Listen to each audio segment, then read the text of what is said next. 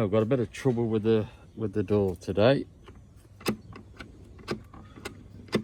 think the spring's gone. So I had it with the top one about 4 or 5 weeks ago. Managed to get that sorted. So I did get a load of springs, but we'll have a look. Well, there's the offender again.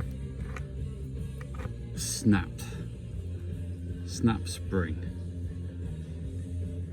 These springs are a complete nightmare to get hold of. I've got some that are similar, but they're not the proper. So I'll bang these on, see how we go. There we go, all done. Rolling repair done.